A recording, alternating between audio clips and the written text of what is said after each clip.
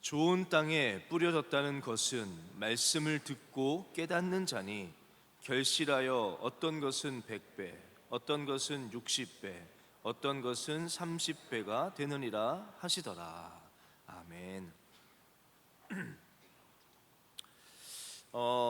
계속 광고했지만 수련회를 우리가 이제 곧 앞두고 있습니다. 여러분 아실지 모르겠지만 특별히 또 첫째 날은 여러분 반가운 분들이 오세요.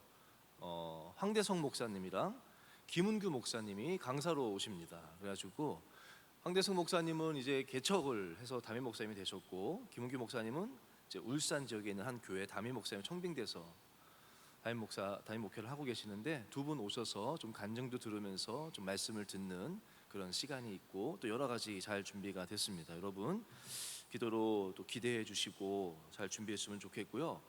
한 가지 제가 질문을 한번 해볼게요. 수련회가 언제부터 시작됩니까? 8월?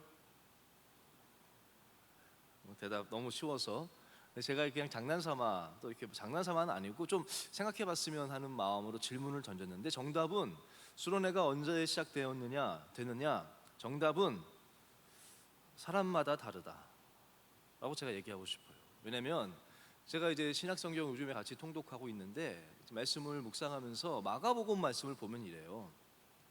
제가 말씀을 준비해달라고 했나 모르겠는데, 마가복음 1장 1절, 하나님의 아들 예수 그리스도의 복음의 시작이라 라고 시작합니다.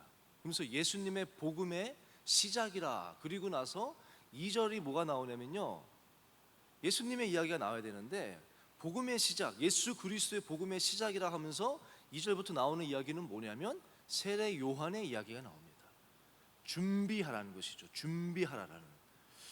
그러면서 9절인가에 가야 이제 예수님이 태어나는 것이 나와요. 제가 그 말씀을 읽는데, 복음의 시작, 준비가 시작이구나 라는 마음이 들었어요. 무슨 말인지 아시겠습니까? 예수 그리스도의 복음의 시작인데, 예수님이 태어나는 것부터 시작하는 것이 아니라 그 복음의 시작은 그 오심을 준비했던 세례 요한의 사역부터 시작이라고 마가는 기록하고 있는 거예요. 누가복음은요 조금 더해요.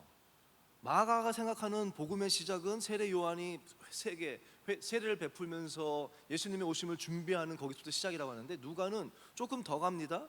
어디서 시작이냐면 그 준비하라 하는 세례 요한이 태어나는 것, 세례 요한이 잉태되는 것부터 누가복음은 시작이 돼요. 마태복음은요 또 더 나갑니다. 아브라함과 다윗의 자손 예수 그리스도의 세계라. 예수 그리스도의 복음의 시작이라고 하면서 무슨 이야기가 나옵니까? 누가 나와요? 아브라함이 나옵니다. 아브라함 때부터 이미 이 복음은 준비되어졌다는 것이죠. 아브라함이 이삭을 낳고 그때부터 이 복음은 준비되어졌다. 그때부터 이미 이 복음은 시작된 것이다. 요한복음은요 더 나가죠. 요한복음은 1장 1절 아시겠어요? 태초에 말씀이 계시니라. 이 말씀이 예수님이라는 거예요. 그러니까 복음의 시작을 마가복음은 세례 요한 준비부터 얘기해요. 누가는 세례 요한이 잉태되는 것부터, 마태복음은 아브라함부터, 요한복음은 아예 태초부터. 저는 그 말씀을 묵상하면서 이 시작이라는 것이 꼭 그것이 딱 시작되는 것이 시작이 아니구나. 그것을 마음에 품고 계획하는 것부터, 또 그것을 준비하는 시간부터. 그래서 저는 정답이 사람마다 다르다는 것이, 여러분의 수련회는 언제부터 시작되었습니까? 아직 시작 안 된 사람도 있을 것이고, 아직도 여러분 가운데는 다음 주 목요일 날부터 시작되어지는 사람이 있을 것이고, 또 어떤 분들은 임원단들은 당연히 지금 준비하고 있으니까 이미 시작되었을 것이고요. 또 그 가운데 또 어떤 분들은 이미 여름 수련회를 기대하면서 마음을 품고 막 한 사람은 이미 시작되었을 것이고, 각자 다 다르겠다는 생각이 들더라고요. 근데 왜 예수 복음의 시작이 왜 딱 예수님부터가 아니라 이렇게 막 길게 요한은 태초까지 갔을까요? 왜 그것부터 시작이라고 할까요? 그만큼 소중하니까 아니겠습니까? 그만큼 소중한 것이기 때문에 그 준비하는 것부터가 시작이라는 거 아니겠습니까? 저는 그래서 여러분에게 권면하고 부탁하고 싶은 것은, 아직까지 수련회 그냥 목요일부터라고 생각하는 분들이 있다면 최소한 오늘 이 시간이 우리 청년부의 수련회 시작이 되기를 간절히 원합니다. 품으시고 사모하시고 수련을 위해서 지금부터라도 뭐라도 하나씩 하시고 준비하시는 그런 수련회가 될 때, 그렇게 예수님을 사랑하는 자가 사랑을 입고요, 소중히 여기는 자가 소중한 것을 얻는 거예요. 간절히 찾는 자가 찾게 되는 거 아니겠습니까? 이번 수련회를 앞두고 있는데, 우리 이번 수련회가 우리가 사모하는 마음이 있고 간절히 찾는 마음이 있을 때 하나님께서 정말 귀한 이야기가 시작되어지는 수련회 될 줄로 믿습니다. 오늘 제목은요, 그래서 제가 좀 준비라는 의미를, 준비하면 우리 수련회 앞두고 늘 이야기하지 않습니까? 마음밭이 준비돼야 된다고. 그래서 우리가 이제 기도회를 하잖아요. 수련회 한 2주 전부터.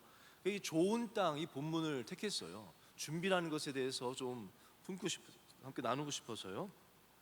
이 좋은 땅, 예수님이 4가지 땅에 씨를 뿌렸던 그 비유의 이야기는 우리에게 마음밭이 준비되어야 된다는 그런 아주 늘 그런 귀한 메시지를 주는 소중한 본문입니다. 마음밭이 준비되어지는 것, 이것이 첫 번째로는 굉장히 중요할 거예요. 준비라는 것이 무엇인데 제가 여러분 준비가 뭡니까? 그러면 수련회 준비를 한다 그러는데 준비가 뭐겠습니까? 좋은 땅은 뭐겠습니까? 좋은 땅에 대해서, 좋은 땅은 준비되어지는 거라고 얘기했거든요. 과연 뭘 준비하는 것인지에 대해서 좀 나누고 싶어요. 좋은 땅은요,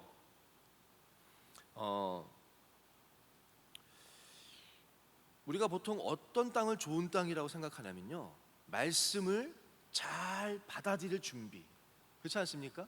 말씀을 잘 받아들일 준비. 꼭 부흥회만이 아니라도 새벽 기도회가 될 수도 있고 특강이 될 수도 있고 어떤 그냥 나눔 시간이 될 수도 있고, 이 말씀이라는 것이 꼭 설교 말씀, 이게 가장 당연한 거겠지만 꼭 그것이 아니라도 수련회 기간 가운데 나에게 주시는 말씀, 나에게 주시는 꿈, 나에게 주시는 도전, 이런 것들을 잘 받아들일 준비, 그러기 위해서 마음이 정결함을, 회개를 하고 깨끗해지고 우리 안에 그것이 준비되는 거 아니겠습니까? 좋은 땅이라 하면 좋은 밭으로 준비되어진다는 것은 말씀을 잘 받아들일 수 있는 준비가 돼야 된다라는 것이 우리가 보통 생각하는 좋은 땅이에요. 그리고 보통 이 말씀을 전할 때 그런 의미로 설교를 많이 했습니다, 저도. 근데 제가 오늘 말씀을 보면서요, 이 좋은 땅 비유는요, 마태복음, 마가복음, 누가복음 3곳에 다 나와요. 다 나오는데 3곳의 좋은 땅에 대해서 말씀을 잘 듣고라는 단어가 다 나옵니다. 좋은 땅은 무엇이냐? 말씀을 잘 들어야 돼요. 그 다음에 이것은 끝이지 않아요. 또 한 가지가 다 공통적으로 마태, 마가, 누가에서 다 좋은 땅은 이런 땅이라고 나오는 거 한 가지가 있는데, 오히려 잘 듣는 것보다 이것이 이 비유의, 좋은 땅의 비유의 핵심이에요. 뭔지 아시겠습니까? 마태, 마가, 누가에서 예수님이 좋은 땅을 얘기하시는데 너희는 좋은 땅이 돼야 된다고 하는데, 좋은 땅은 말씀을 잘 들어야 됩니다, 첫 번째. 그리고 두 번째, 더 중요한 것이 뭐냐면 결실하는 땅이 좋은 땅이에요. 결실하는 땅. 이것이 예수님의 비유의 핵심은 말씀을 잘 들을 수 있는 마음밭이 돼야 된다, 깨끗해야 되고 이것이 핵심이 아니에요. 한번 잘 묵상해 보시면 결실하는 땅이 좋은 땅이지, 말씀을 잘 듣는 것은요, 여러분 비유를 한번 읽어보시면 길가만 빼고요, 길가만 빼고 나머지 돌밭과 가시덤불이 나오고, 그러니까 길가와 돌밭과 가시덤불과 좋은 땅이 나오잖아요. 돌밭도 가시덤불도 다 뭐라고 나오면 말씀을 기쁨으로 받았다라고 나와요. 가시덤불이라고 해서 말씀을 안 받은 게 아니라는 거예요. 돌밭은 아예 기쁨으로 받았다고 나와요. 말씀을 다 잘 받았습니다. 예수님의 이 비유는 말씀을 안 받는 사람한테 하신 말씀이 아니에요. 다 이렇게 예배 자리에 나온 사람들한테 하신 말씀이에요.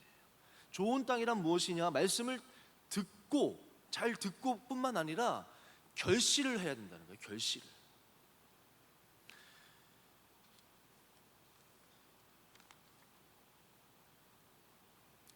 좋은 땅이란, 다시 말하지만 어떤 땅이냐? 결실하는 땅입니다.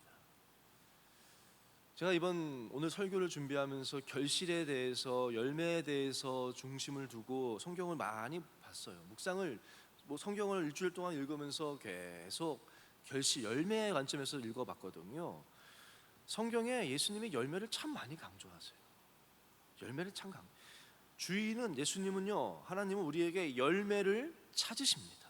말씀 한번 볼까요? 마태복음 21장 34절 말씀 한번 보겠습니다. 21장 34절 말씀.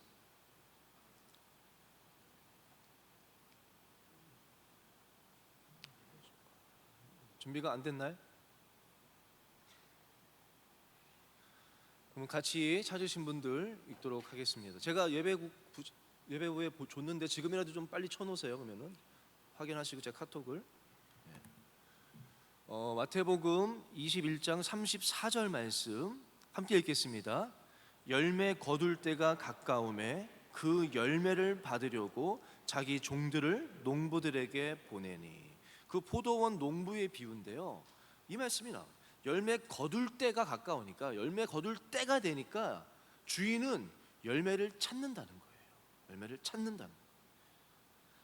근데 그거 아시죠? 열매 거둘 때가 열매를 받으려고 갔더니 농부들이 그 종을 때려서 보내고 그 아들을 보냈는데도 그 열매를 주지 않지 않습니까? 그 이야기가 나오는 거예요. 그리고 나서 41절 또 한번 같이 읽겠습니다. 그들이 말하되 그 악한 자들을 진멸하고 포도원은 제때에 열매를 바칠 만한 다른 농부들에게 새로 줄지니이다. 이렇게 열매를 받을 때 내 신하를 보내고 내 종을 보내고 내 아들을 보냈는데도 열매를 주지 않는 그 사람들한테 어떻게 하겠냐 했더니 사람들이 대답하기를, 그 사람들을 다 바꿔버리고 어떤 사람한테 하나님의 포도원을 맡기느냐? 열매를 제때에 열매를 바칠 만한 다른 사람한테 맡기신다는 거예요. 하나님 여러분에게 은혜를 주신 것이 있습니까? 여러분에게 주신 말씀이 있으세요? 꿈이 있어요? 하나님은 열매를 찾으신다는 거예요. 왜냐면요, 그 말씀은 생명이거든요. 말씀은 생명이기 때문에 그 말씀을 품으면 열매를 거두는 것은 당연한 거예요. 주님께서 주셨거든요, 생명을. 그렇다면 우리들에게 그 열매를 찾으신다는 거예요. 근데 어떤 사람은 그 생명을 품었지만 돌박 같은 마음이어서 그거를 열매를 못 거두고, 또 가시덤불 같은 마음으로 꽤 유지돼 가지고 열매를 맺지 못한다는 거 아니겠습니까? 그리고 나서 43절 말씀도 그렇게 얘기해요. 함께 읽겠습니다. 그러므로 내가 너희에게 이르노니 하나님의 나라를 너희는 빼앗기고 그 나라에 열매 맺는 백성이 받으리라. 하나님의 나라를 주님께서 누구에게 맡기시느냐? 열매 맺지 아니하는, 결실치 아니하는 자에게는 빼앗고, 그 나라에 열매 맺는 백성에게 그 하나님 나라를 주신다는 말씀이에요. 계속해서 비유를 보면 21장에 보면 계속해서 열매에 대한 말씀이 나오고, 무화과 나무, 열매 맺지 못했던 무화과 나무를 저주하시는 그 이야기도 나오고 열매에 대해서 나온다는 거예요. 어떠한 땅이, 저는 우리 청년부가 여러분 한 명 한 명이 결실하는 땅이 되기를 간절히 원합니다. 결실하는 땅이 되기를 원해요. 어떠한 땅이 그러면 결실하는가? 제가 마태, 마가, 누가복음을 이렇게 읽어보니까 다 각각 한 단어가 추가되어 있어요. 말씀을 듣고 결실했다고 나오는데 그 사이에 한 단어씩이 다 있어요. 먼저 마태복음에는 오늘 말씀 읽었는데 뭐라고 나옵니까? 좋은 땅에 뿌려졌다는 것은 말씀을 듣고, 그리고 뒤에 하나가 나와요. 깨닫는 자니. 따라해 볼까요? 깨닫는 자. 다시 한번요. 깨닫는 자. 결실하는 땅, 좋은 땅은 어떤 사람이냐? 깨닫는 자라는 거예요. 말씀을 그저 듣는데 그치는 것이 아니라 깨달아야 된다는 거예요. 깨달아야 된다. 13장 그 바로 앞에 이런 말씀이 나와요. 13장 16절 말씀입니다. 13장 16절 말씀 제가 읽겠습니다. 이제 준비됐네요. 한번 같이 읽어보겠습니다. 시작. 그러나 너희 눈은 봄으로 너희 귀는 들음으로 복이 있도다. 아멘. 이 비유를 말씀하시는 중간에 말씀하신 말씀이거든요. 뭐라고 복이 뭐냐면요, 눈은 봄으로 귀는 듣는 것이 복이라는 거예요.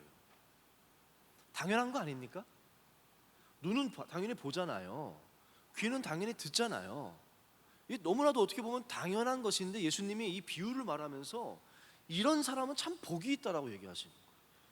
무슨 의미냐면요, 이 말씀이 저에게 참 와닿더라고요. 우리가 뭐가 문제냐면요, 예수님의 비유를 다 들었는데 모르는 거예요. 예수님 말씀을 들었는데 다 알아듣지를 못해요. 그러니까 예수님이 그 말씀을 하신 거예요.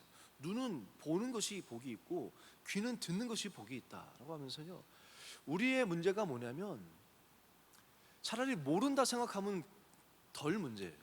안다라고 생각하는 것이 결실하지 못하는 중요한 이유인 것 같아요. 내가 안다, 내가 안다. 내가 본다라고 생각하는데 보지 못하고 있는 거예요. 내가 들었다라고 생각하고 있는데 다 알아 나 그거 들었어 알아 하는데 사실 모르는 거예요. 그 말씀이 어떤 말씀인지 어떤 뜻인지를 모르는 거예요. 또는 자기 마음대로 해석한 거죠. 저희 어머니가요, 작년인가 백내장 수술을 하셨어요. 그리고 나서 어머니가요, 저희에게 얘기하시는데 뭐라고 하셨냐면, 수술을 하고 나서 한 달 동안 계속해서 뭘 하셨는지 아세요? 집안 청소를 하셨다고 그러더라고요. 목사, 어머니 어떠세요? 눈 잘 보이세요? 괜찮으세요? 했더니 너무 좋다 그러면서 내가 한 달 동안 그 수술하고 지금까지 한 달 동안 계속 집안 청소를 했다고. 무슨 말인가 했더니 우리 집이 내 싱크대가 내 방이 이렇게 더러운 줄 몰랐다. 그전에는 어머니가 못 보시던 거 아니에요. 다 보셨어요. 근데 수술하고 눈이 밝아지니까 내가 이런 데서 살았구나. 우리 집 싱크대가 이렇게 더러웠구나. 내 방이 이렇게 더럽구나라고 가만 둘 수가 없더래요. 보는 것마다 너무너무 지저분하더래요. 그래서 한 달 동안 계속 청소만 했다고 그 말씀하시더라고요. 여러분 어떠세요? 우리가 다 본 것 같다고 생각할지 모르지만 왜 우리가 말씀을 받았는데 결실하지 못하느냐? 성경은 뭐라고 하냐면 깨달음이 없다는 거예요. 야, 말씀 좋다. 그리고 받았어요. 기쁨으로 받았어요. 근데 그 말씀이 어떤 말씀인지를 깨달음이 없다는 거예요. 다 안다라고 생각하지만 알지 못한다는 거예요. 한번 마태복음 26장 25절 말씀 제가 한번 부탁드렸는데 준비됐는지 모르겠어요. 26장 25절 말씀입니다. 한번 다 같이 함께, 가룟 유다의 이야기인데요, 함께 읽겠습니다. 시작. 예수를 파는 유다가 대답하여 이르되 랍비여 나는 아니지요. 대답하시되 내가 말하였도다 하시니라. 저는 이 말씀을 묵상하는데 나는 아니지요, 주님 나는 아니지요 라는 이 말이 저에게 와서 탁 부딪혔어요. 가룟 유다가 한 말이거든요. 배경은 뭐냐면 예수님이 이제 최후의 만찬 이렇게 하시면서 너희 중에 한 명이 나를 팔 것이다 라고 얘기를 합니다. 그랬더니 그 앞에 말씀을 보면은 22절을 보면요 이렇게 나와요. 그들이 먹을 때 21절이 그들이 먹을 때 이르시되 내가 진실로 너희에게 이르노니 너희 중에 한 사람이 나를 팔리라 하시니. 22절 그들이 몹시 근심하여 각각 여짜오되 주여 나는 아니지요. 저는 여기 읽을 때는 그냥 지나갔었어요. 근데 가룟 유다 거로 읽을 때 이 나는 아니죠가 두 번 나는 아니죠 나오지 않습니까? 예수님이 너희 중에 한 명이 나를 팔 거다 그러니까 모든 제자가 다 각각 한 명씩 나는 아니지요 나는 아니죠 다 했다는 거예요. 아마 가룟 유다도 그런 분위기에서 자기도 나는 아니지요 했을 가능성이 높습니다. 그래서 저는 그냥 이런 생각을 혼자 해봤어요. 혹시 지금 이 말씀에 전에 며칠 전에 가룟 유다는 은 30에 예수님을 지금 팔았거든요. 팔았어요 이미. 근데 예수님 앞에 누가 팔 거다 했는데 가룟 유다가 어떻게 예수님 앞에 이렇게 물어볼 수가 있을까? 자기가 팔았잖아요. 근데 주님 나는 아니지요 라고 묻는 걸 보면서 저는 혹시 뭐 제가 여러 가지 생각했습니다. 그냥 이렇게 쭉 하니까 나는 아니죠 따라했을 수도 있겠고, 또 한 가지는 자기가 판 것이 찔리니까 오히려 좀 드러나지 않게 하기 위해서 오히려 물어봤을 수도 있겠고요. 그다음에 또 한 가지는 혹시나 가룟 유다는 모르고 있는 건 아닐까. 자기가 지금 그렇게 팔았어요. 죄 가운데 있어요. 근데 아직까지 예수님 넘기지는 않았으니까. 그렇지 않습니까? 8년은 뭐 그거 줬지만 아직까지 예수님을 진짜로 이렇게 넘긴 건 아니니까 자기는 아니다라고 생각한 건 아닐까? 아니면 자기가 이거 판 것 자체를 죄라고 생각하지 못하고 있는 건가? 아니, 여러 생각이 들었어요. 이미 팔았는데 나는 아니지요 라고 하는 것, 자기에 대해서 너무 근데 그러면서 제 모습을 보는데요, 어느 순간인가 저에게도 이런 모습이 있는 거예요. 여러분은 어떻습니까? 나는 아니지요. 그리고 기도하면서 저의 하루의 삶을 돌아보는데 순간순간 했던 행동들이 가만히 기도하는데 그 근본은, 그 기초에는 나를 자랑하고 싶은 마음이 있었고요, 살짝 왜곡한 거짓이 있었고, 살짝 교만함이 있었고, 살짝 시기함이 있었고, 막 하나하나 아침에 일어나서부터 하루의 삶을 쭉 저녁에 기도하면서 묵상하는데 온통 죄덩어리예요. 근데 저는 모르고 그냥 하루 지낸 거예요. 로마서 1장 29절 30절 32절까지 말씀, 28절은 이제 너희 안에 그 음란함에 대해서 얘기합니다. 29절 곧, 그리고 이제 우리의 죄에 대해서 얘기합니다. 곧 모든 불의, 추악, 탐욕, 악의가 가득한 자요, 시기와 살인과 분쟁과 사기와 악독이 가득한 자요, 수군수군하는 자요. 여러분 한번 생각해 보세요. 여러분 여기 걸리는 거 없나? 비방하는 자요, 하나님께서 미워하시는 자요, 능력하는 자요, 교만한 자요, 자랑하는 자요, 악을 도모하는 자요, 부모를 거역하는 자요, 우매한 자요, 배약하는 자요, 무정한 자요, 무자비한 자라. 이 가운데 하나 한 사람은, 이러한 일을 행하는 자는 사형에 해당한다라고 하나님께서 정하심을 알고도 자기들만 행할 뿐 아니라 또한 그런 일을 행하는 자들을 옳다 하느니라 라는 말씀이 있는데, 이 말씀은 하나하나 한번 생각해 보십시오. 나의 모습은 아닌가? 나는 아니지요 라는 말씀을 제가 생각하는데 나에 대해서 너무 모르는 것 같은 거예요. 나에 대해서 나는 정말 죄덩어리구나. 그런 거 모르면서 나름 괜찮은 줄 알고 살다 보니까 생명의 말씀은 받았지만 그 가시와 뭐 그 돌밭 그거 말하는 것들이 이런 거 아니겠습니까? 나도 알지 못하는 사이에 내가 짓는 그 죄와 유혹에 넘어간 것과 근심과 걱정과 이런 것들 때문에 결실 못한다는 거 아니겠습니까? 모르는 거예요. 모르는 거예요. 나를 몰라요. 아는 것 같지만 몰라요. 왜 열매가 없습니까? 결실치 못합니까? 깨달음이 없다는 거예요. 저는 오늘 새벽 여러분, 제가 농담 삼아 김동일 목사님한테 오늘 새벽 예배 마치고 얘기했었는데 나 오늘 원로 목사님 말씀 너무 좋다.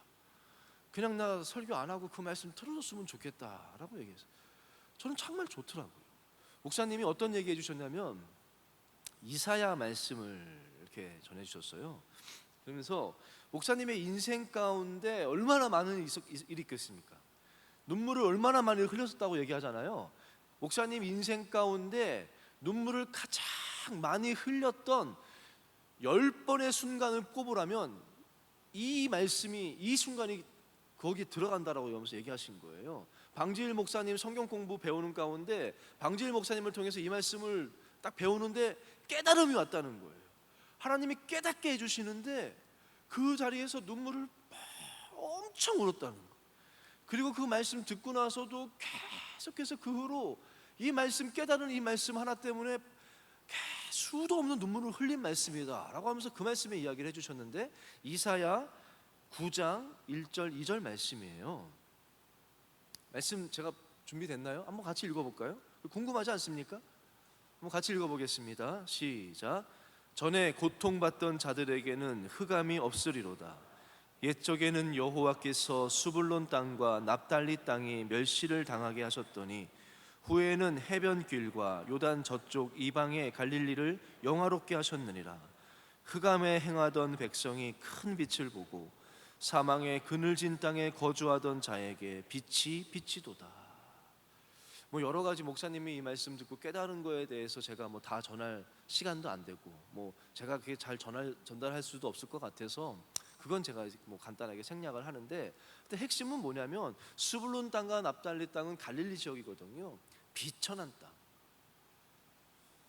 그런 땅이었는데 안 되고 고난이 있고 비천하고 낮은 땅이었는데 이사야 말씀은 뭡니까?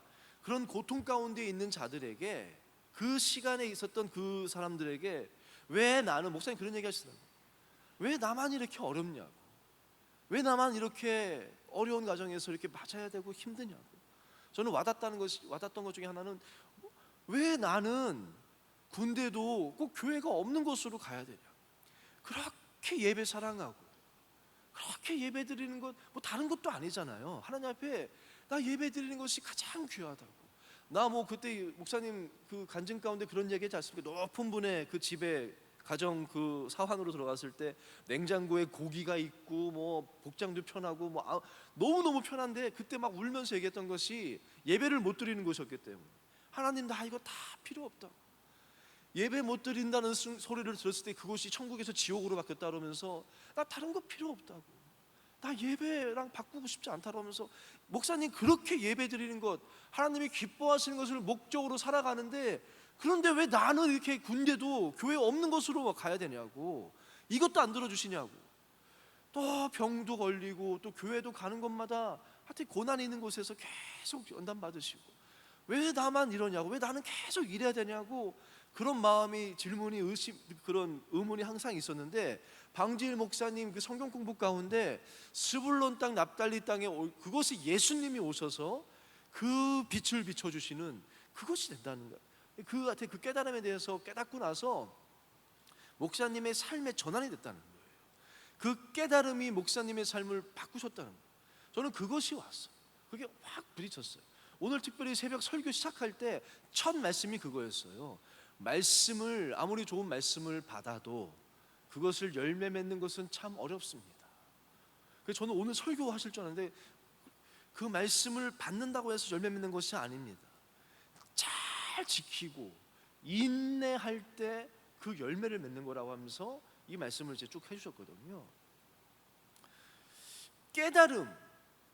깨달음이 있을 때 열매가 맺힌다는 거예요. 우리가 수련회 결실하는 자가 되기를 원해요. 그러기 위해서 우리가 구해야 할 것이 무엇이냐? 하나님 깨닫게 해달라고, 말씀을 들을 때에 깨닫는 은혜를 달라고, 하나님 이 수련회 기간 동안에 내 모습을, 내가 어떠한 자인지 깨닫는 은혜를 달라고. 그래야 이 모든 것들이 되지 않겠습니까? 젊음의 때에 여러분 많이 힘들어요. 상황 자체가 많이 힘듭니다.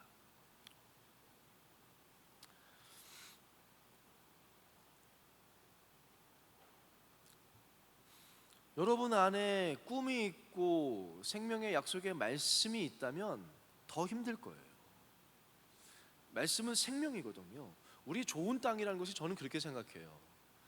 막 돌이 전혀 없는 밭, 가시덤불이 없는 밭이 아니라, 말씀을 묵상해 보면은 계속해서 그것 없는 사람은 없습니다. 다 있어요. 그러나 꾸준히 돌이 보이면 또 없애내고 또 제거하고, 아무리 좋은 밭도요, 가만 두면은 다 그 잡초가 생깁니다. 사탄이 밤에 와서 뿌려요. 다 생겨요. 가라지가 생기게 돼 있어요. 그러면 또 내 안에 이런 가라지가 있구나, 또 그거 뽑아내고, 그런 것들 하나씩 계속 관리하는 땅이 좋은 땅이지 온전한 땅은 없습니다. 그런 거 아니겠습니까? 젊음의 시대에 여러분들이, 이 시대 안 그래도 젊은 사람들이 살기 힘든데, 여러분 안에 말씀이 있다면 고통이 있는 것이 당연해요. 어려움이 있는 것이 당연할 거예요. 그런데 더 힘든 이유는 무엇일까? 넘어지는 이유는 무엇일까? 아무리 정말 말씀을 품었는데 결실하지 못하는 이유는 무엇일까? 마태복음 22장 29절에 예수님이 이렇게 말씀하세요. 예수께서 대답하여 이르시되 너희가 성경도 하나님의 능력도 알지 못하는 고로 오해하였도다. 이 말씀이 저는 참 제 마음 가운데 참 은혜가 됐던 말씀이에요. 여러분이 왜 많이 힘드냐면요, 원로 목사님 그때 오늘 새벽에 고백했던 대로 왜 나는 이렇게 힘듭니까? 하나님 왜 물론 부족하죠. 그렇지만 그래도 말씀대로 살려고 노력하는데 왜 이렇게 안 됩니까? 왜 이렇게 환난이 있고 어렵고 이것이 끝이 안 납니까? 이것 때문에 힘든 거 아니겠습니까? 근데 예수님 뭐라고 하냐면 그것이 왜 그러느냐? 너희가 성경을 잘 몰라서 그렇다. 말씀을 잘 몰라서 그렇다. 원로 목사님도 그거 아니겠습니까? 왜 그렇게 힘드셨습니까? 그 깨닫고 나니까 그것에 이제 전혀 그것이 아니라 말씀을 정확히 몰라서 깨닫지 못해서 하나님의 능력을 알지 못하는 거. 전에 제가 베드로 이야기했잖아요. 진정한 결말이라고 하면서 베드로는 정말로 예수님에서 죽겠다라고 막 했던, 나는 절대 배반하지 않겠다라고 했던 그 베드로 아닙니까? 근데 그 베드로가 그 계집종이 나오지 않습니까? 그 여자 그 계집종 앞에서 3번이나 부인했던, 그 전까지는 막 군인이 잡으러 왔을 때 칼을 뽑아가지고 내가 죽으면 죽겠다라고 싸우려고 했던 그 베드로가 바로 조금 뒤에 계집종 앞에서 왜 나는 예수님을 모른다라고 3번 부인하고, 팔진 않았겠지만 똑같은 거, 나는 아니지요. 제자들 12명 나는 아니죠 했지만 결국 다 똑같은 거 아니겠습니까? 그랬던 베드로가 왜 무너졌습니까? 제가 그때 말씀 전할 때 왜 무너졌다고 했습니까? 그 결말을 보려고 라는 그 단어를 제가 풀었었어요. 예수님을 따라갑니다. 예수님의 끝이 어떻게 되나 보겠다. 끝이 어떻게 되나 보겠다라고 갔는데 자기 앞에 눈앞에 보인 상황은 예수님이 너무나도 무력하게 세상의 왕 앞에서, 세상의 그 권력 앞에서 무기력하게 십자가형을 당하게 되는 것을 보면서 베드로는 결론 내린 거예요. 끝났다. 아, 예수님 대단한 줄 알았는데 그게 아니구나. 로마의, 여기 뭐 이스라엘에서는 뭐 이렇게 했을지 모르지만 로마의 그 빌라도, 그 총독 앞에서는 예수님도 꼼짝 없구나. 어쩔 수 없구나. 예수님의 능력, 하나님의 능력에 대해서 몰라서 그래요. 또 한 가지 뭘 몰라요? 예수님이 3번 말씀해 주셨어요. 이미 내가 죽어야 되겠고 십자가에 3일 뒤에 부활할 것이라고 3번 말씀하셨는데 그 말씀이 어떠한 뜻인지를 그때 뭐 다 듣긴 들었어요. 다 아는 것 같았어요. 근데 그 말씀이 진짜 어떠한 뜻인지는, 그 말씀의 깊이는 깨닫지 못했던 것이죠. 그 말씀의 그 끝 깊이를 제대로 깨달았다면 그렇게 배반하지 않았을 거예요. 제자들도 마찬가지겠죠. 저는 이번 주에 교육자들이랑 그 이제 말씀 묵상하면서 그런 얘기했어요. 십자가에서 그거 재밌지 않냐? 예수님 대신에 십자가 대신 진 사람이 누굽니까? 네? 대답 안 하실 거죠? 아니에요. 누구예요? 시몬이죠. 시몬. 구레네 시몬이 억지로 이렇게 대신 지잖아요. 근데 저는 한 번도 생각 못 해봤는데 허승환 전사님이 얘기하더라고요. 근데 이 말씀 묵상하면서 베드로의 원래 이름이 시몬이잖아요. 우연인지 뭔지는 모르겠지만 이름이 똑같아요. 사실 그 십자가는, 예수님이 힘들어할 때 그 십자가를 대신 지고 가야 될 사람은 시몬 베드로 아니겠습니까? 예수님 가장 가까이에서, 예수님 마음도 가장 잘 알고 예수님께 사랑 가장 많이 받았던 그 시몬이, 구레네 시몬 말고 그 시몬이 대신 지고 그리고 가야 될 그 십자가인데, 시몬은 시몬인데 엉뚱한 사람이 지고 가. 또 십자가에서 달리다 들어왔을 때 백부장이 이렇게 이야기하잖아요. 아, 진짜 하나님의 아들이시구나 라는 고백을 합니다. 그 고백을 누가 해야 되겠어요? 예수님의 12제자가 아니 최소한 베드로, 야고보, 요한, 이 3사람은 그 십자가 아래에서, 아, 베드로는 그렇게 고백했잖아요. 주는 그리스도에서 살아계신 하나님의 아들이라고 하나님이 깨닫게 해줘서 고백했던 그 베드로가, 최소한 그 베드로는 그 십자가 아래에서 아, 정말 주님은 하나님의 아들이시구나, 이 고백을 그 베드로가 해야 되지 않겠습니까? 근데 오히려 엉뚱한 사람이 하는 거예요. 나중에 베드로가 시몬, 구레네 시몬이라는 사람이 대신해서 억지로 십자가 졌다는 이야기를 들었을 때 그 마음이 어땠을까요? 나중에 베드로가 한 백부장이 과연 하나님의 아들이고, 그 이야기를 들었을 때 그거 자기가 해야 되는 말이잖아요. 얼마나 마음이 아팠겠습니까? 근데 왜 그 고백을 베드로가 못했고, 왜 십자가를 베드로가 못 졌겠습니까? 말씀을 제대로 깨닫지 못했고, 하나님의 능력을 제대로 알지 못했기 때문 아니겠습니까? 전 여러분 더 말씀을 알기에 힘쓰세요. 여러분의 삶이 힘들어요? 포기하고 싶고 넘어집니까? 많이 힘들어요. 그렇지만 예수님 뭐라고 말씀하십니까? 그 이유는 너희가 내 말씀이 무슨 말씀인지 정확히 몰라서 그런다. 잘 깨닫지 못해서 그런다. 하나님의 능력이 어떠한 것을 너희가 알지 못해서라는 거예요. 저는 이번 수련회 이 은혜가 있기를 축복합니다. 여러분의 삶 가운데 하나님의 말씀이 깨달음의 은혜가, 하나님의 능력이 어떠하심을 알게 되는 은혜가 있기를 주 이름으로 간절히 원합니다.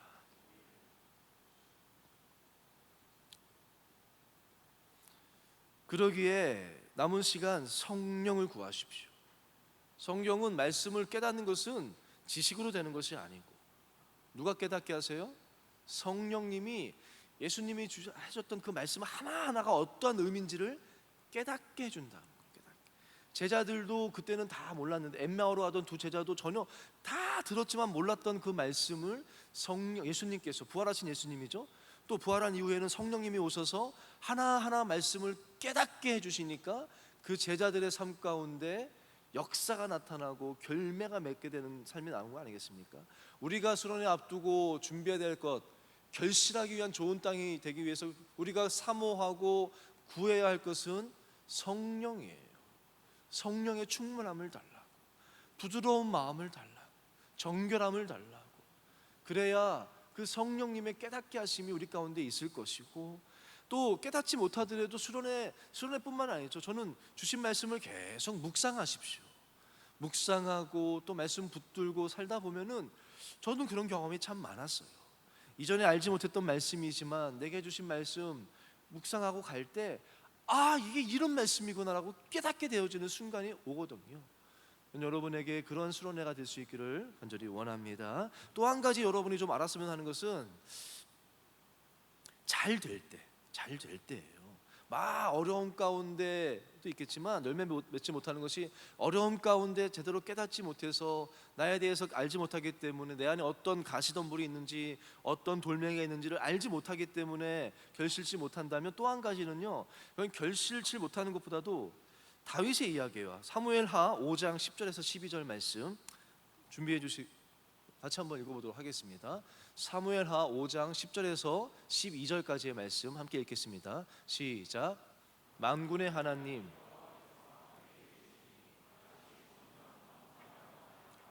두로왕 히람이 다윗에게 그들이 다윗을 위하여 집을 지으니, 다윗이 여호와께서 자기를 세우사 이스라엘 왕으로 삼으신 것과 그의 백성 이스라엘을 위하여 그 나라를 높이신 것을 알았더라. 마지막 절 한번 계속 띄워보세요. 다윗이 마지막이 뭐예요? 알았더라. 다윗은 뭘 알았습니까? 청년의 때에 여러분 가운데 많지 않을지 모르겠지만, 또 한 가지 중요한 알아야 될 것은 뭐냐면요, 잘 될 때예요. 여러분 가운데 잘 되는 사람이 있을 거예요. 그냥 원하는 직장에 들어가고 잘 풀리고 이렇게 어느 정도 잘 될 때에 다윗이 알았다는 거예요. 그래서 다윗은 계속해서 됐다는 거예요. 다윗이 처음 뭐라고 시작됩니까? 10절 자체가 다윗이 점점 강성하여 가니라. 근데 그 앞에 뭐가 있냐면, 하나님께서 다윗과 함께 하심에, 여호와께서 함께 하시니 다윗이 점점 강성하여 지니라. 또 그 11절은 뭡니까? 그렇게 강성해지니까 주변 히람 왕이 막 집을 져주고 다윗에게 막 좋은 것들이 점점 생기는 거예요. 잘 되는 사람은 점점 잘 됩니다. 근데 다윗이 참 귀한 건 뭐냐면, 알았다는 거예요. 깨달았다는 거예요. 뭘 깨달았어요? 이게 내가 한 게 아니라, 내가 잘나서가 아니라 하나님께서 나를 이렇게 해주셨구나. 하나님께서 이스라엘을 높여주신 것이구나. 내가 나 때문이 아니라 하나님이 하셨구나라는 것을 다윗은 알았더라. 이 은혜가 있기를 바랍니다. 여러분이 잘 풀릴 때 내가 한 거라고 그 교만함 그것이 있을 때 결실하지 못합니다. 또는 결실은 하는데 이상한 걸 결실해요. 이사야 말씀에 하나님께서 한번 준비됐나요? 제가 이사야 말씀 5장 1절 2절 제가 문자 안 보냈나요? 이사야 5장 1절 2절에는 그거예요. 하나님이 막 밭을 막 비료를 주고 막 파서 좋은 씨앗을 심었는데 극상품의 포도 열매를 너희에게 원했는데 너희가 들포도를 맺었도다 라고 나와요. 이스라엘에게 하신 말씀이거든요. 이스라엘에게 하나님이 극상품의 포도 열매를 딱 원하셔서 땅을 아주 좋은 땅으로 잘 준비시키시고 거기에 비료를 주고 물을 주고 가장 좋은 씨를 심었는데 어떻게 된 것인지 극상품의 포도 열매가 아니라 전혀 먹을 수 없는 쓸데없는 들포도를 맺었다는 거예요. 왜냐?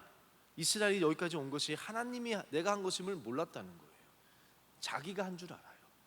자기가 한 줄 알고 하나님을 잊었더니 좋은 것을 심었는데 들포도를 맺게 된다는 거예요. 여러분, 힘들 때 또 잘 될 때나 깨달음이 있기를 주의 이름으로 부탁드립니다. 두 번째는요, 이제 멀지 않았습니다. 이제 세 가지 중에 두 번째인데요, 금방 갈 거예요.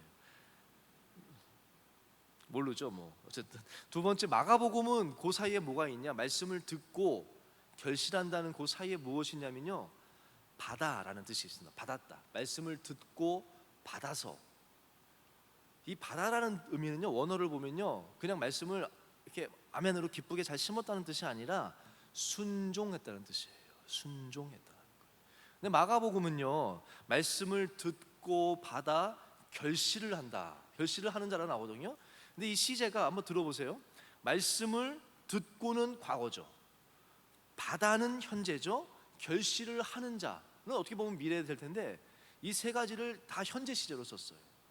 그러니까 이거를 제 원어로 해석을 직접 해보면 뭐냐면요, 어떤 의미냐면 이것이 그냥 한 번이 아니라 한 번의 사건이면 이건 과거고 현재고 잘 받았으니까 순종함으로 결실을 맺는 것인데 다 현재 시제로 쓴 것은 계속적으로 듣고 또 계속적으로 그 말씀에 순종하고 계속적으로 결실을 해가는 그런 의미라는 거예요.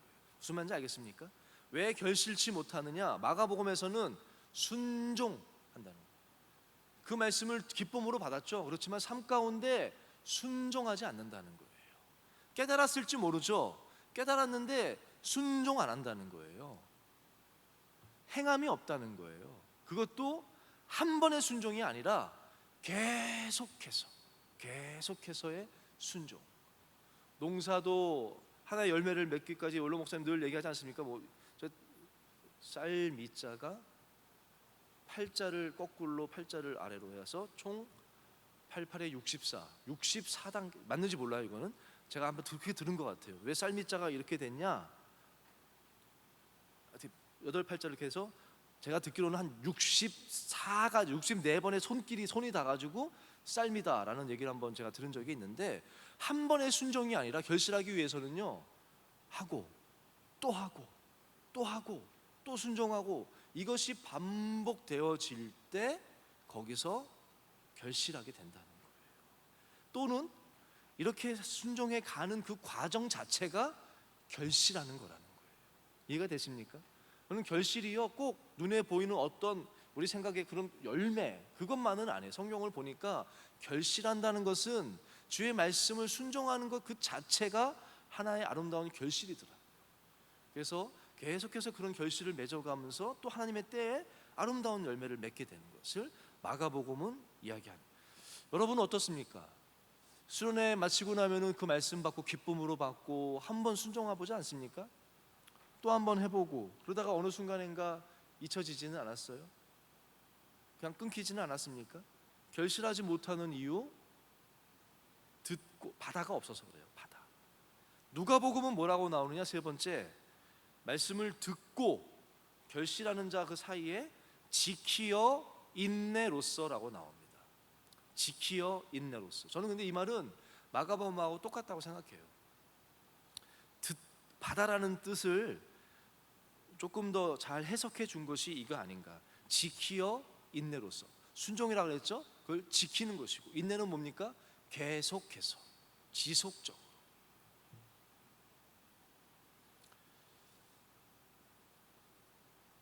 이번 주에 말씀 묵상하면서 또 교육자하고 이런 얘기도 했어요. 겟세마네 기도 이야기하면서 예수님이 그렇게 얘기하잖아요. 마음은 원이로되 육신이 약하다. 깨어 기도하라고 얘기하면서 마음은 원인데 육신이 약하다라고 이야기하는데, 또 김동일 목사님이 이제 이건 한 거예요. 뭐라고 얘기하냐면, 이 말씀을 묵상하면서 다 원함이 있지 않겠습니까? 제자들도 거기서 자고 싶어서 잔 거 아니에요. 다 정말 깨어 기도하고 싶었어요. 다 원함은 있는데 예수님은 다 육체가 없기 때문에 연약하지 않겠습니까? 그럼에도 다 원함이 있고 다 육체가 연약합니다. 그런데 예수님은 그럼에도 그것을 행했어요. 지켰어요. 인내로서 했다. 제자들은 지키지 못했어요. 인내하지 못했어요.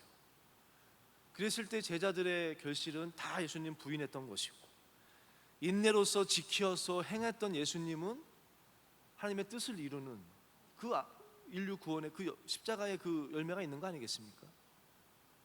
우리가 다 말씀을 기쁨으로 받죠. 다 소망함이 있죠.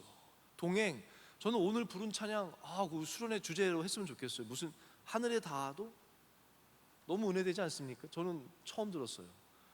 가사 찬양하는데 막 눈물이 나더라고요. 가사 하나하나가 너무 그렇게 살고 싶어요. 하늘에 닿아도 주님밖에 없고, 땅에 놓여도 주님밖에 없고, 길을 걸어갈 때 주를 따라 걷고, 인생이 끝날 때 주님 곁에 있고, 다 그런 바람이 있죠.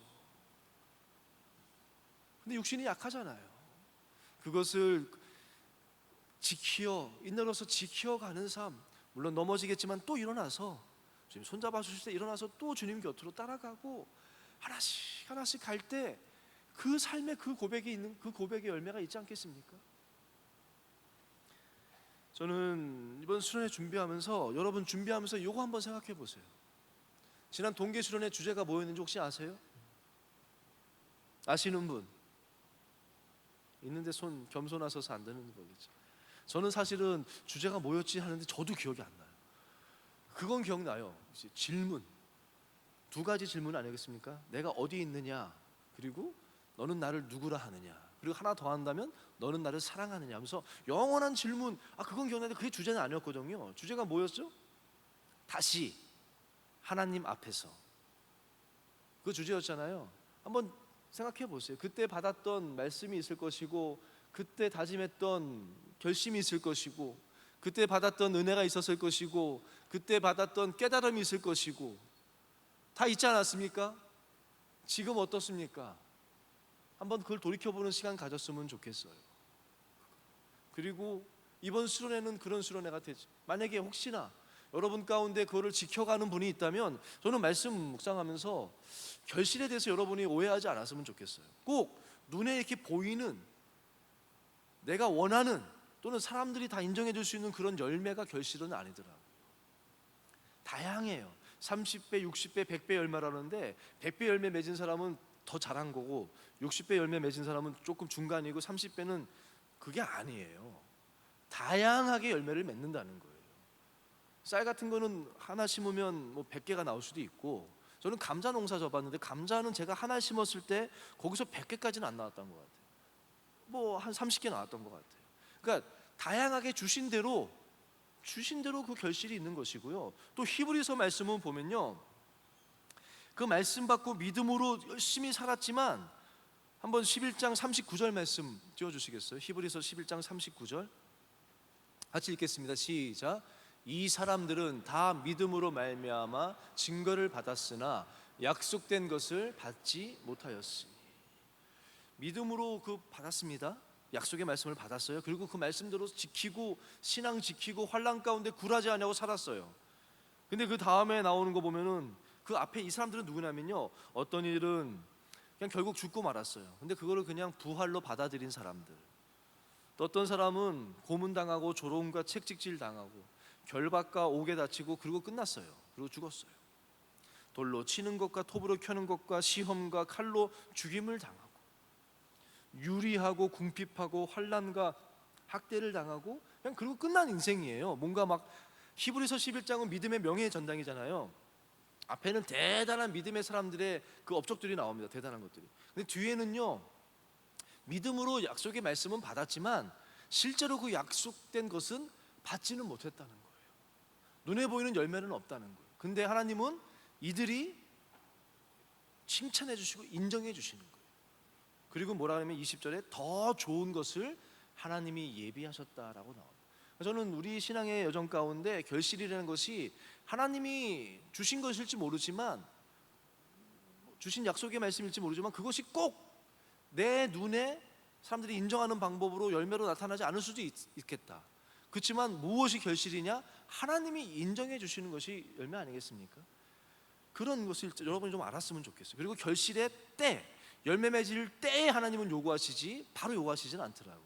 여러분이 동계수련회 묵상하시면서 나는 열매가 없네, 나는 뭐 죄인이네 막 이러지는 마시고 그거를 내가 품고 있는지 지켜가고 있는지 그걸 한번 돌이켜보는 시간을 먼저 가졌으면 좋겠다라는 마음이 들어요. 그리고 이번 수련회 가운데 또 그런 마음으로 깨달음이 있는 수련회, 말씀을 듣고 잘 순종하고 지키고 인내로서 품어갈 수 있는, 그래서 결실한 자가 될 수 있기를, 그런 한 분 한 명 되기를 주의 이름으로 축복합니다. 마지막으로 제가 말씀 하나만 요것만 이야기하고 마칠게요. 무화과나무 전에 제가 설교했잖아요. 파괴라고 첫 번째 맺은 열매. 여러분, 무화과나무가 우리 교회 바로 앞에 있어요. 샬롬관 앞에 있는 거 아시죠? 모르세요? 샬롬관 앞에 무화과나무도 있고 감람나무도 있고 석류나무도 있고 우리 교회 포도나무도 있어요. 성경에 나오는 중요한 나무 열매들 지금 다 볼 수 있어요. 제가 이 열매들에 대해서 더 얘기하고 싶은데 시간 때문에 안 할게요. 근데 그 중에서도 제가 제일 도전되는 것은 무화과나무. 여러분 한번 가서 보세요. 열매가요, 저는 그 열매를 한참 전부터 봤어요. 근데 지금까지도 열매가 얼마나 많은지 몰라요. 예수님이 무화과나무 그 파괴라고 했죠. 그때 제가 한번 설교했으니까 넘어가겠습니다. 그때 때가 아니라고 나왔지만 그 때에 대해서 제가 잎이 무성했을 때 그 파괴라는 것을, 맛있진 않지만 그래도 첫 번째 열매를 맺을 때라는 거예요. 근데 그때 때가 됐는데 열매 맺지 못했던 그 무화과나무를 예수님이 저주하십니다. 너는 열매 맺을 때 그 파괴, 제대로 된 열매는 아니지만 그래도 기쁨이 되는 그 파괴의 첫 번째 열매를 맺을 때가 됐는데, 잎은 무성하니까, 잎이 있으면 무화과는 열매거든요. 그 파괴가 잎이 나기 시작하면. 근데 그거를 맺지 않았던, 때가 됐음에도 맺지 않았던 그 무화과를 저주합니다. 너는 이제 이후로 열매를 맺지 못한다라고 저주했는데 그 결과가 어떻게 됐습니까? 열매 맺지 못한다라고 했으면 그냥 열매 맺지 못하는 무화과로 살아야 되지 않겠습니까? 어떻게 돼요? 말라 죽어요. 좀 과한 거 아니겠습니까? 예수님이 말씀하셔서 너는 이제 죽을지어다 했으면 죽겠지만 그건 아니잖아요. 너는 이제 이후로 열매를 맺지 못한다 했는데 그 말씀대로 되지 않고 말라 죽어요. 좀 너무한 거 아니겠습니까? 근데 이 무화과는요, 독특한 나무예요. 여러분 가서 한번 보세요. 다른 나무 열매랑 틀려요. 무화과 나무는 원칙적으로는 이 나무의 모든 것이 열매가 될 수 있는 거예요. 가서 보세요. 독특합니다. 열매가 가지가 열매가 돼요. 잎이 돼야 될 것이 열매가 돼요. 심지어 줄기가 돼야 될 것도 의학적으로는 열매가 된대요. 무화과 나무는 그래요. 그리고 꽃이 살짝 피긴 피나 보더라고요. 무화과는요 굉장히 열매를 빨리 맺어요. 그래서 제가 말한 파괴 때부터 좀 파괴를 봤거든요. 얼마나 기쁨으로 이게 파괴구나. 별로 먹음직스러워 보이지는 않더라고요. 그거 보면서 하나님, 저도 작을지만 이런 파괴라도 맺을 수 있는 삶이 되기를 원한다고. 그 파괴 때부터 제가 보고 막 은혜 받았는데 지금까지도 얼마나 많은 열매를 맺는지 몰라요. 계속해서 열매를 맺습니다. 왜 말라 죽었을까? 무화과는요 손도 발도 잎도 지식도 우리로 치면 이 모든 것이 열매를 맺게 된 나무예요. 그러니까 열매를 너는 못 맺는다 라는 말은 팔도 말라야죠, 다리도 말라야죠, 입도 말라야죠. 모든 것이 말라야 되는 거예요. 그래서 무화과는 말라 죽은 거라고 저는 어느 분의 그 책칼럼을 보면서 제가 은혜가 되더라고요. 저는 바라기는 우리도 마찬가지 아니겠습니까? 여러분에게 뭐 어떤 건지 모르겠지만 저는 우리의 손, 영기부 그 손도 저는 참 아름다웠던 것이 그 손으로 열매 맺는 거 아니겠습니까? 여러분의 발로라도 가서 열매 맺는 삶, 입술로라도 누구를 권면하고 축복하고 중보해주고, 여러분의 지식으로라도 무엇이든지 우리는 열매 맺는 자 아니겠습니까? 그런 무화과 나무, 열매 맺는 무화과 나무 되기를 주의 이름으로 축복합니다. 그런 삶을 살았으면 좋겠어요. 이번 수련회 저는 그 기도 제목이 있어요. 하나님, 파괴 작은 것일지 모르지만 열매 맺고 싶다고. 내 손이 주님의 손 되어서 내 손으로 섬기는 것마다 작을지 모르지만 열매 맺게 해주시고, 제 발을 걷는 곳마다, 제가 찾아가는 곳마다 주님이 주시는 위로의 열매가 있고 소생의 열매가 있고, 하나하나 기도해 보십시오. 그런 마음이 있어요. 자, 함께 찬양하면서 좀 기도했으면 좋겠는데요. 많이 힘들 겁니다. 많이 힘들어요. 그렇지만 절망 중에도 낙심해하지 말 것은, 제가 지난번에 설교한 것처럼 우리의 기도를 들으시는 하나님은 능력이 있으시잖아요. 능치 못함이 없으시잖아요. 선하시고 신실하신 분이잖아요. 그 주님 바라보면서 주님 얼굴을 구하면서 내 힘이 아니라 선한 능력으로 다시 일어나시기를 원하고, 작을지 모르지만 주신 말씀 품고 나아가는 길 가운데 파괴의 열매라도, 작은 열매라도 계속해서 맺어가시는 우리가 됐으면 좋겠고, 여러분 한 명 하면 됐으면 좋겠고, 우리 뉴스송 청년부가 됐으면 좋겠어요. 선한 능력으로 이 찬양 함께 찬양하겠습니다.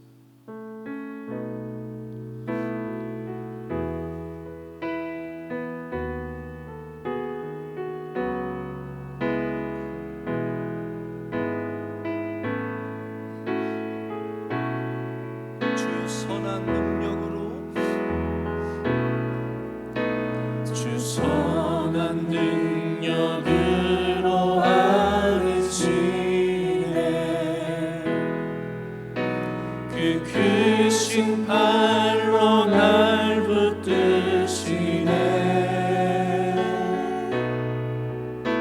절망 속에도 흔들리지 않고 사랑하는 주 얼굴 구하리. 다시 한번요. 주 선한 능력으로, 주 선한 능력으로 안으시네. 그 크신 팔로 날 붙드시네. 절망 속에도 흔들리지 않고 사랑하는 주 얼굴 구하리. 선한 능력으로 일어서리. 주만을 의지하리. 믿음으로 우리 고대하는 주 오실 그날 영광의 새날을 맞이하리. 이전의 괴로움 날 헤워싸고, 이전의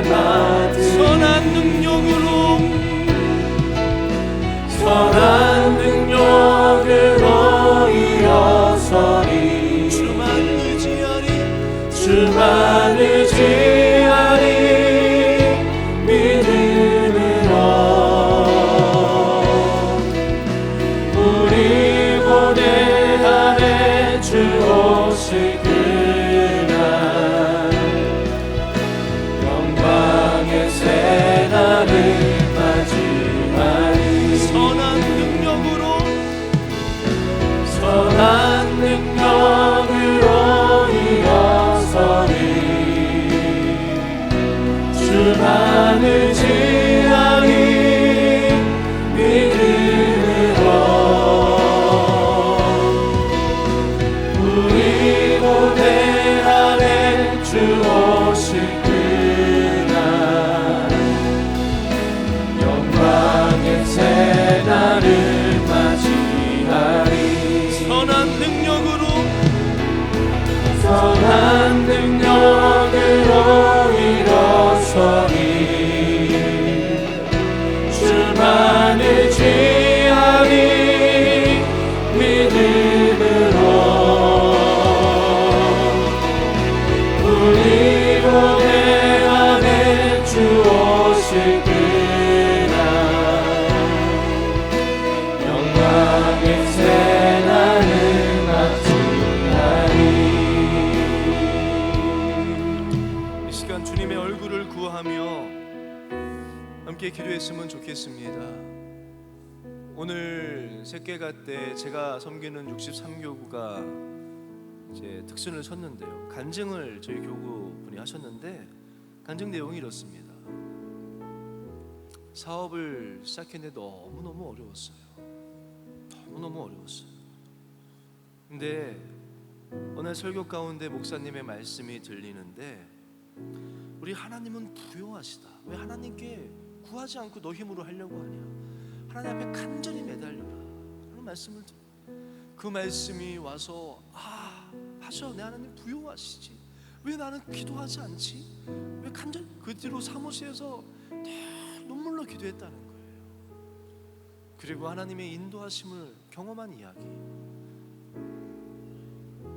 또 한 번은요, 그렇게 하나님이 인도하셔서 사업이 잘 됐더래요. 그러다 보니까 술 접대가 자꾸 많아졌다고 하더라고요. 마음속에 양심의 가책이 있어요. 그날도 술 접대를 위해서 가는데 늘 설교 테이프를 듣고 갔는데 술 접대하러 가니까 양심에 찔려서 설교 테이프를 끄고 음악 방송을 틀었대요.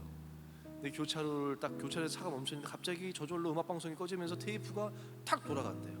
그래서 나오는 말씀이 더 이상 방탕한 곳에서 세상 것에서 머물지 말아라, 떠나라 라는 말씀입니다. 그리고 하늘을 바라보는데 멍했대요. 그리고 그날부터 결심하고 모든 회사 내에서 또 사업하는 사람한테 선포했대요. 나는 술 안 마신다. 그 뒤로 잘 되면 좋죠. 그 뒤로 매출이 계속 감소했다고 그러더라고요. 근데 그렇게 믿음으로 그 말씀 붙잡고 주님 주신 말씀이니까 붙잡고 나아가니까 결국 몇 년 뒤에는 술 접대 하지 않아도 되는, 외국 바이어들은 그거 원치 않는, 외국계 기업하고 연결이 돼서 사업이 지금까지 인도해 주신 그 은혜를 간증하는데 참 도전이 됐어요. 다 뭡니까? 말씀을 받았을 때 말씀 붙잡고 기도해 받고, 하나님이 나한테 도전했을 때 어려움이 있었죠. 그렇지만 계속해서 내 안에 안 되는 건가? 그 쓴뿌리들, 계속 가시던 뿔들, 걱정과 근심들 계속 걷어내면서 믿음의 길을 걸어갈 때 하나님이 인도해 주셨다는 간증. 여러분, 젊음의 때에 어렵겠지만 주신 말씀이 있으면 붙잡고 도전합시다. 젊음의 때에 힘들지만 하나님 바라보며 기도합시다. 간절히 기도하자고요. 절망 가운데 흔들리지 말고 낙심하지 말고 고난의 길을 걸어간다 할지라도 사랑하는 주님의 얼굴을 구합시다. 주님 주실 그 승리를 바라보며 나아가는 우리 청년부 됐으면 좋겠어요. 이 시간 주의 얼굴을 구하며 함께 기도하며 나가기를 원합니다. 주님 다시 일어나기를 원합니다. 주님을 의지합니다. 이 말씀이 생명의 말씀인 줄로 믿습니다. 주님께서 반드시 결실케 하실 줄로 믿습니다. 우리 주의 이름을 세 번 부르짖고 주의 얼굴을 구하며 기도하며 나가도록 하겠습니다. 주여, 주여, 주여. 주님, 주께서 말씀하소서. 아버지여, 주님께서 말씀하소서. 이 시간 주의 얼굴을 구하며 아버지여 깨달으며 내가 있기를 원하며 아버지여 내 모습을 먼저 보게 하여 주시옵소서. 아버지여 다 안다고 생각하지만 아버지여 내가 너무나도 죄송합니다. 내 안에 주 아버지 선한 것을 아버지여 믿음으로 살아간다고 고백하고 생각하고 있었지. 아버지여 내 안에 불신앙이 너무나도 가득 차 있습니다. 내 안에 거만함이 가득 차 있습니다. 원합니다. 자랑하는 것이 나가는 것, 거짓과 게으른 것, 주여 시기 하는 것과 아버지여 내 안에 주여 아버지여 무자비함과 아버지여 정의 없고 공결 베푸는 것이 없습니다. 하나님 아버지여 우리 주 아버지 믿음으로 산다고 생각했는데 어느덧 주 아버지여 돌멩이들이 가득 차버렸습니다. 주 악의들이 가득 차서 아버지여 가시던 불이 어느새 가득 차버려서 아버지여 믿음이 힘을 잃어가고 빛을 잃어가고 아버지여 말씀이 기운을 빼앗기고 주 아버지 결심하지 못하는 아버지여 삶을 살고 있습니다. 주여 이 시간 성령이 주의 얼굴을 구합니다. 내 힘으로 할 수 없사오니 주님의 선한 능력을 의지하오니 모든 가시던 불을 주여 성령님이시여 성령의 힘을 너를 태워주시옵소서. 내 안에 더러운 주 아버지 죄악의 눈 아버지 시간 주의 보이는 피로 씻어주시고 용서해주소서. 다시 한번 주의 능력으로 일어나는 시간 되기를 원합니다. 깨달음의 은혜가 있게 하여 주시옵소서. 아버지여 주의 말씀을 아버지여 들으사오니 아버지 말씀을 들을 때 말씀을 듣구나 할 때 깨닫는 은혜가 되게 해주시고 아버지를 듣는 은혜가 아버지 말씀에 받는 은혜가 있기를 원합니다. 아버지여 순종하기를 원합니다. 말씀을 듣고 아버지여 순종하고 결심하고 말씀을 듣고 순종하고 결심하고 아버지여 말씀을 듣고 순종하고 아버지여 주신 말씀 또 한 번 순종하고 넘어졌지만 다시 한 번 일어나서 또 한 번 말씀을 자여 나아가게 해주시고 말씀을 살아내는 눈을 내게 하여 주시옵소서. 주여 우리 정령문 가운데 아버지여 복음의 역사가 일어나게 하여 원합니다. 아버지여 말씀을 잡아잡아다 내 복음의 아버지 그 말씀은 주 아버지여 열매를 맺는 것입니다. 주여 우리 눈이 보게 하여 주시옵소서. 우리의 귀가 듣게 하여 주시옵소서. 주여 아버지여 마음은 원하지만 아버지와 육신이 연약함을 고백합니다. 아버지여 마음은 원하지만 내 육신이 연약하여서 아버지 육신의 연약함을 핑계로 주저앉아 버렸고 육신의 연약함을 핑계로 포기하여 버렸고 육신의 연약함을 핑계로 게으른 데가 되어버렸고 아버지여 육신의 연약함을 핑계로 아버지여 주님께서는 포도열매를 역상품의 포도열매를 구하시는가 아버지여 들포도를 맺게 된 우리 아버지 삶의 다리를 주 아버지 고백합니다. 주여 인내하며 시강제는 주신 그 자리에서 말씀을 품어낼 수 있는 은혜를 내게 하옵소서. 아버지여 반드시 승리를 얻을 줄로 믿습니다. 아버지여 끝내 승리를 얻을 줄로 믿습니다.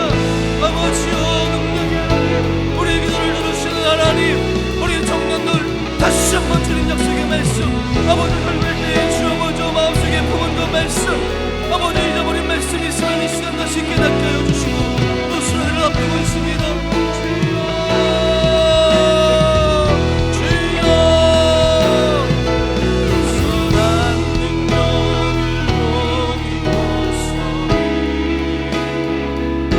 주만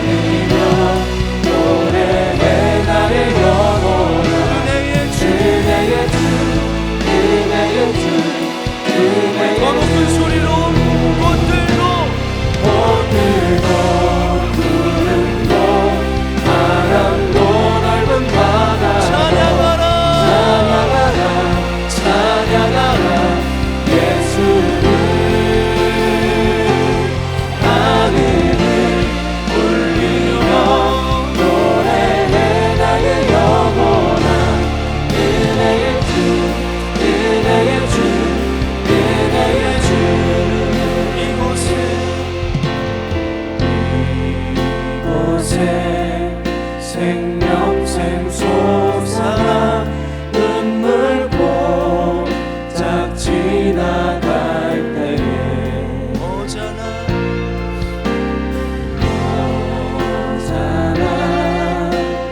열매 맺히고 웃음소리 넘쳐나리라. 그날에 하늘이 열리고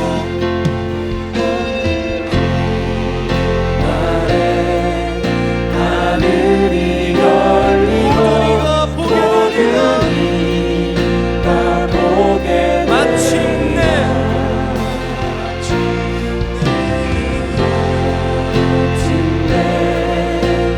꽃들이 피고 영광의 주가 오시리라. 꽃들도 푸른 곳 바람도 넓은 바다도 찬양하라 찬양하라 예수를. 하늘을 울리며 노래해 나의 영혼아 은혜의 주 은혜의 주. 우리 한 번 더 소목된 소리로 꽃들도 푸른 곳 바람도 넓은 바다도 찬양하라 찬양하라 예수를. 하늘을 울리며 노래해 나의 영혼아 은혜의 주 은혜의 주 은혜의 주. 우리 마지막으로 하나님 앞에 이렇게 기도했으면 좋겠습니다. 말씀드린 것처럼 하나님 열매 맺는 무화과 나무같이 되게 해달라고.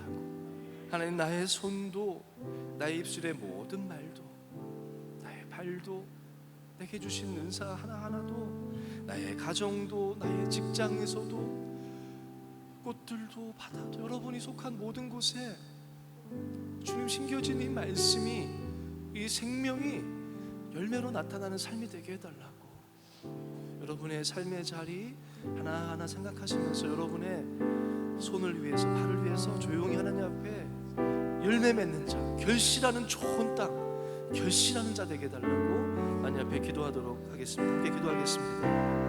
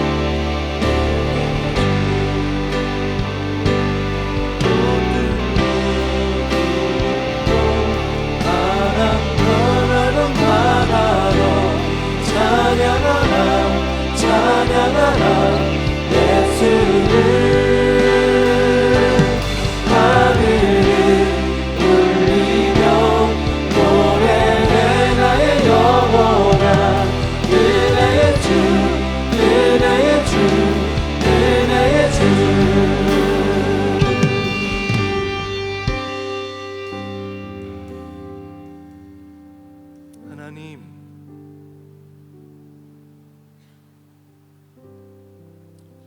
주신 말씀 기쁨으로 받았습니다.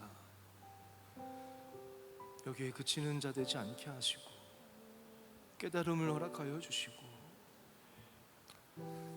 내 안에 어느새 죄로 말미암은 돌들이 가득 차 버렸습니다. 죄로 인하여 주님 주신 생명의 말씀이 기운을 잃어가고 내 안에 근심과 유혹과 걱정과 환난으로 열매를 맺지 못하는 상황 가운데 있는 자들이 있으면 하나하나 깨닫고 뽑아내게 하시고 제거하게 하여 주시고 다시 결실해 나가는 삶이 되게 하여 주옵소서.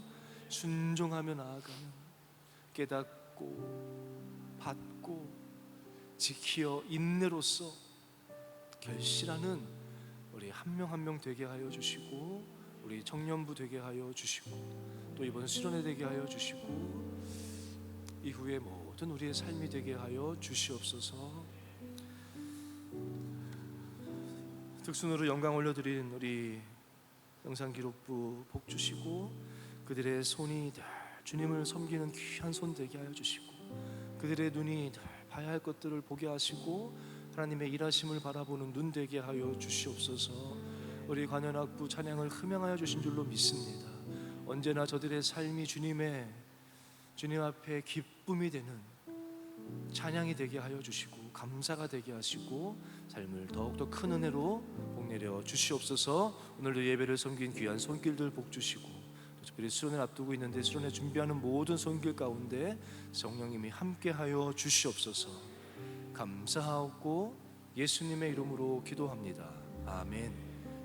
이제는 우리 주 예수 그리스도의 은혜와 하나님 아버지의 다함이 없으신 사랑과 성령님의 깨닫게 하시고 도우시고 힘주시고 감화감동 교통케 하시니 말씀을 듣고 깨닫고 받아 지키어 인내로서 결심하기를 소원하는 우리 뉴송의 모든 청년들 한 명 한 명의 삶의 자리 위에 저들의 꿈과 비전 위에 우리 청년부 우리 명성교회 이 나라 이민족 위에 이제로부터 영원까지 함께 하시기를 간절히 축원하옵나이다. 아멘.